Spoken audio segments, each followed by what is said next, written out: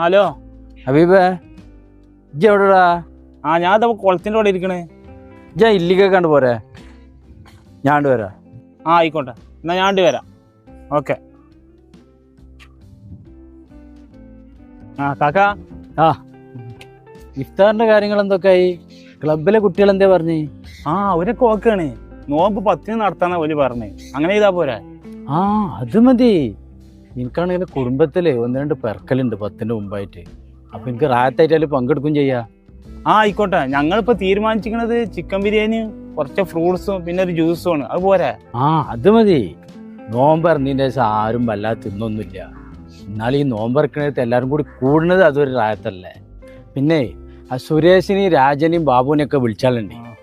അയക്ക് ഞാൻ എന്താ തയ്യാറെന്നുണ്ടെങ്കിൽ എന്നോട് പറയണ്ടി, ഞാൻ തരണ്ടേ. എന്നായിക്കോട്ടെ, ഞാൻ പോയി. എന്നാ ആയിക്കോട്ടെ. ഞാൻ നിങ്ങളോട് എത്ര വട്ടം പറഞ്ഞേക്കണേ സ്റ്റാറ്റസ് വെക്കരുത്, ഫുഡിന്റെ സ്റ്റാറ്റസ് വെക്കരുത് എന്ന്. ഈ സമയത്ത് പ്രത്യേകിച്ച് നിങ്ങളത് വെക്കരുത്. ഇങ്ങനെ നിങ്ങളുടെ ഫോൺ ഞാൻ വാങ്ങിയിട്ട് അൾമാറിയിൽ എടുത്ത് വെക്കും. കുട്ടികളോടൊന്ന് പറഞ്ഞോളൂ.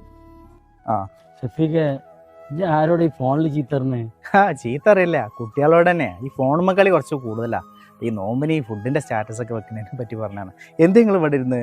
ഞാനേ നമ്മുടെ സുബ്രു അവന്റെ പറമ്പിലുണ്ടാക്കിയ ചെരങ്ങിയും മത്തൻ്റെലയും ചീരൻ്റെലയും പയറ്റിൻ്റെ ഇലയും കൂടിയിട്ടുണ്ട് വരുന്നുണ്ട്. ഏത് നമ്മളെ കുമാരേട്ടന്റെ സുബ്രുവോ? ഏതായാലും ഈ സമയത്ത് നല്ലതാണല്ലോ അപ്പൊ ഈ ഇലയും ഇങ്ങനെയുള്ള സാധനങ്ങളൊക്കെ. അല്ല, ഇജ്ജിപ്പോ എങ്ങോട്ടാ പോണ്? ഞാൻ വെന്നിയൂരറ്റം പോവാണ്. പിന്നെ നിങ്ങൾക്ക് കേൾക്കണം, എന്നല്ലേ നമ്മളെ സുലൈമാങ്ങക്ക് നമ്മളെ മരിച്ച ബാവാന്റെ വീട്ടിന്റെ മുന്നിൽ കൂടെ എന്തോ സാധനങ്ങളൊക്കെ ആയിട്ട് പോവുകയാണ്.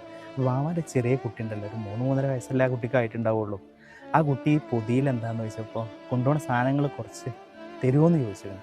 അപ്പോൾ അത് കേട്ടിട്ട് ബാവാൻ്റെ പെണ്ണുങ്ങൾ ആ കുട്ടീനെ നല്ലോണം തല്ലുകയും ചെയ്തു.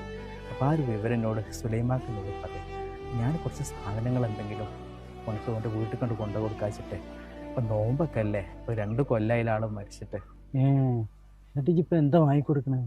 ഇത് കേട്ടപ്പോഴേ ഞാൻ എൻ്റെ പെണ്ണുങ്ങളെ കൊണ്ട് ചോദിപ്പിച്ച് സാധനങ്ങളെല്ലാവരും കൊടുത്തായിട്ട് എല്ലാം ഉണ്ട്. പിന്നെ ഈ ഡെയിലി വാങ്ങണപ്പോൾ ഈ ഫ്രൂട്ട്സ് കാര്യങ്ങൾ ഇതൊക്കെ ഒന്ന് കുറച്ച് വാങ്ങിക്കൊടുക്കാന്ന് വിചാരിക്കുകയാണ്. എന്നാൽ ഞാനത് വാങ്ങിക്കൊടുത്താണ്ടേ വരട്ടെ. പോല്ല, ഇന്നത്തെ സാധനം ചെയ്താലും വാങ്ങിക്കൊടുക്കണ്ട.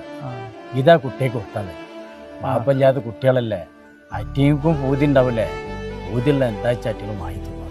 ആയിക്കോട്ടെ, ഞാൻ നേരത്തെ ഫോണിലൂടെ പറഞ്ഞിരുന്നത് ഇതേമാതിരി ഈ കുട്ടികളൊക്കെ ഇത് കാണൂലേ. അപ്പം അതുകൊണ്ട് ഞാൻ ഫോണിലൂടെ എൻ്റെ കുട്ടികളോട് അങ്ങനെ പറഞ്ഞത്. ഏതായാലും അള്ളാഹു ഇത് ഹൈറാക്കട്ടെ. അനാഥ മക്കളെ സംരക്ഷിക്കുക എന്ന് പറഞ്ഞാൽ സ്വർഗത്തിൽ അള്ളാഹുവിൻ്റെ റസൂലിൻ്റെ കൂടെ ഇത്രയും ചേർന്ന് നിൽക്കുന്നവരാണ്. എന്നായിക്കോട്ടെ, ഞാൻ ഏതായാലും പിന്നെ അത് വാങ്ങിച്ചു കൊടുത്തോളാം. ഞാൻ പോയിട്ട്. ആയിക്കോട്ടെ.